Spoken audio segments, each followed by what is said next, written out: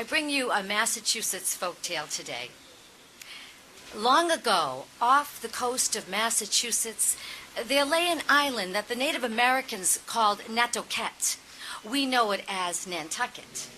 And near that island lived a mermaid, and she fell in love with a whale.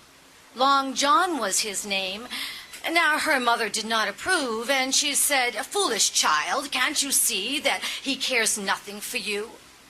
But that didn't matter to her, and it didn't stop the mermaid from chasing Long John from the mainland to the island every day.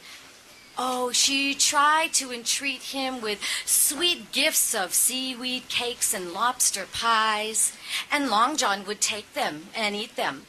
But as soon as he was done, he would blow bubbles at her, smile and wink, dive under the island, and come up laughing on the other side.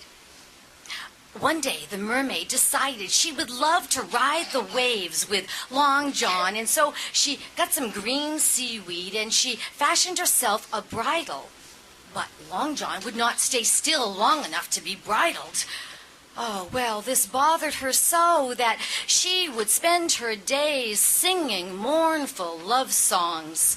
She made such a nuisance of herself that all of the other mermaids and the sea creatures left her alone, and she became quite lonely. Now, as we all know, love can turn to hate very quickly. And there is no fury like a woman scorned, be she human or mermaid. And so her love turned to hate.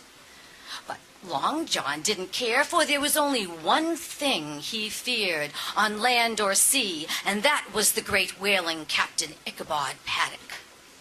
And the mermaid knew it. One night, when the captain was sitting along the shore, planning his next whaling adventure, he heard a ripple out on the water. And in the full moon, there he saw the mermaid. "What's that you have in your hands, missy?" "Oh, well, it's a rope of pearls. It would be a gift for the man who would kill Long John. Might you be that man?" "Well, don't care much for pearls." "Then my love." "Well, I must say you're a mighty pretty thing, and you'd be a fine catch indeed, but what would I do with a wife that has a tail?" Well, this angered the mermaid so she turned to dive back under the waves, but not before she cursed him and promised to hunt him for the rest of his days.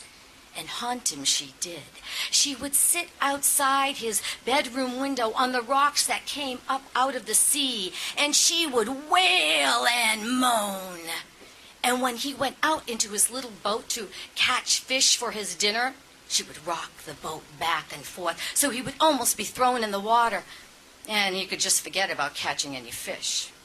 Now, weeks and months went by, and finally the captain had enough. He marched down to the shore and he said, "Listen here, I'm a peaceable man and I like my quiet.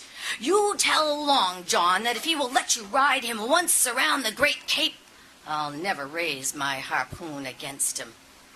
Oh, this delighted the mermaid, and she swam off to find Long John. Oh, he was happy to hear the message as well, and he stayed still long enough so she could wrap the bridle around him. She sat triumphant on the top of his large head, her long golden hair flapping in the breeze, and they were off. Long John tacked back and forth through the waves, and up on the cliff stood the captain watching everything below. Long John looked up, saw the captain, dove under the waves and headed straight for the shore. And then he came up, and when he did, he spouted. And up with the water went the little mermaid. She sailed over the land farther and farther from the sea. And when the rain and water began to come down over the town, some of it fell there, but the rest fell beyond in the great lake, and with it the little mermaid. And there she has stayed to this very day, for you can't walk very far on a tail, and no one will go and get her and bring her back to the sea. And Long John, well, he was glad to be rid of the mermaid, but he'll be forever grateful, for he never has to worry about Captain Ichabod Paddock's harpoon again.